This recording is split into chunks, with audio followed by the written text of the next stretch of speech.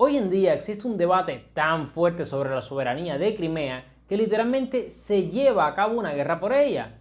Sin embargo, cabe preguntarse, ¿es Crimea rusa, ucraniana o griega? El día de hoy, el último romano te invita a conocer la historia del reino del Bósforo, el reino griego de Crimea. Intro intrare.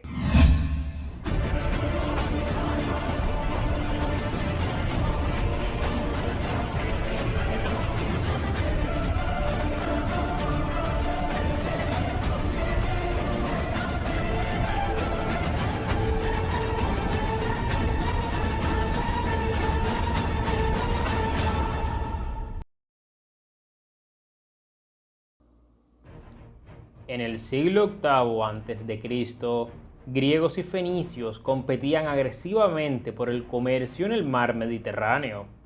Con este en disputa, los griegos encontrarían tremendamente apetecible la colonización del Mar Negro, un mar único para ellos. A diferencia de los fenicios, los griegos no solo se asentaban para comerciar, sino también para colonizar, por lo que, tras fundar ciudades en la costa norte de Anatolia, la Cólquida y las costas balcánicas, llegaron finalmente a la península de Crimea, donde fundarían importantes ciudades como Tanais, Teodosia o Panticapea, desde las cuales se expandirían hasta otras zonas de la costa rusa y ucraniana.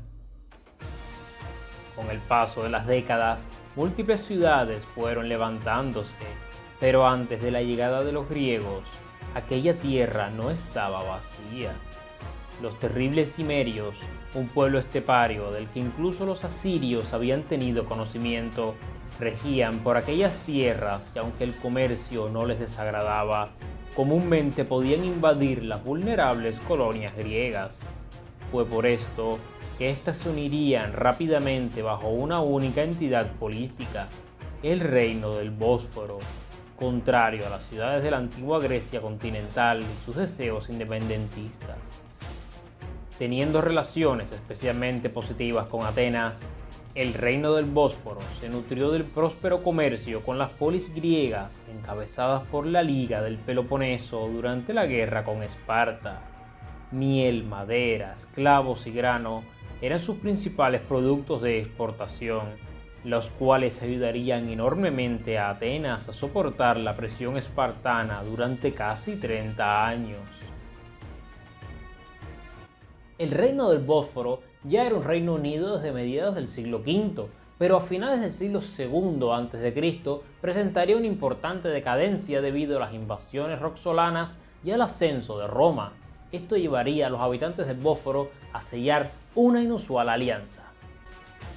Dado que el reino del Bósforo pendía de un hilo, ahogado entre crisis e invasiones, el rey Perisdanes V optó por pedirle ayuda al gran conquistador y enemigo de Roma, Mitrídates VI, rey del Ponto. Pero antes de que la alianza se consumara, el avance roxolano obligó a Perisdanes a presentar combate, en el cual caería asesinado. Aprovechando la anarquía, el rey del Ponto conquistó todo el Bósforo y contrató a los roxolanos para emplearlos contra la República Romana en su intento de conquista de Asia Menor. Sin embargo, los griegos de Crimea no tolerarían la dominación póntica. Tras la derrota de Mitrídates en la primera guerra contra Roma, el Bósforo se levantó en rebelión solo para ser aplastado.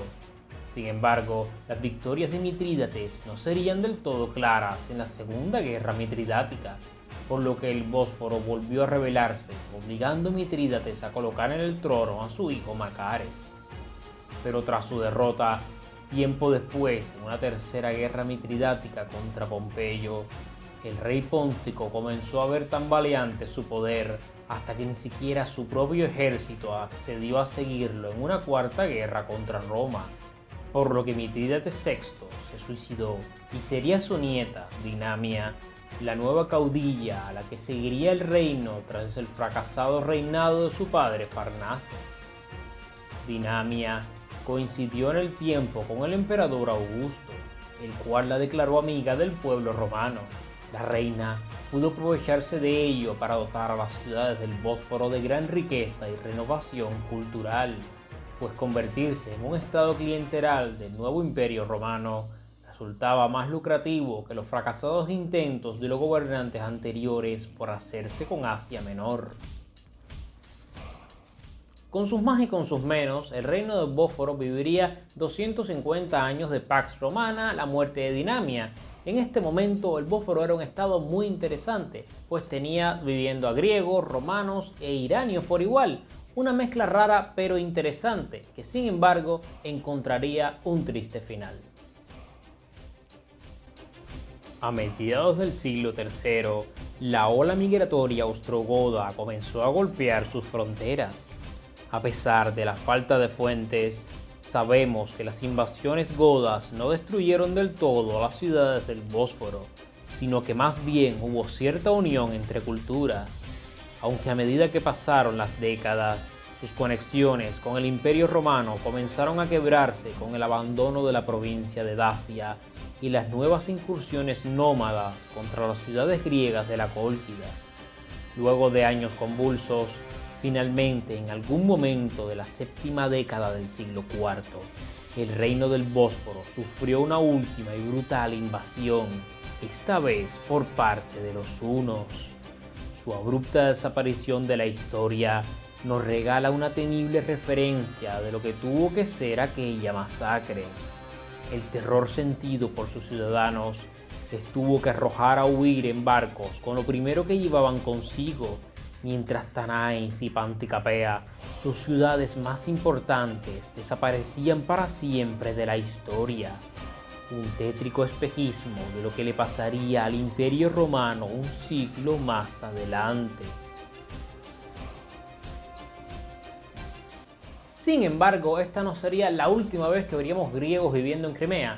Tras la caída de Constantinopla en 1453, un gran número de refugiados griegos se fueron a vivir a Crimea, solo para ser removidos a mediados del siglo XX por el terror soviético. Por lo tanto, ya no encontraríamos a esta cultura en Crimea viviendo desde ese momento. Pero aún así, el último romano se despide, les dejo una reflexión en el ending y recuerden, lo importante no es saber historia, sino entenderla bien. ¡Hasta el viernes!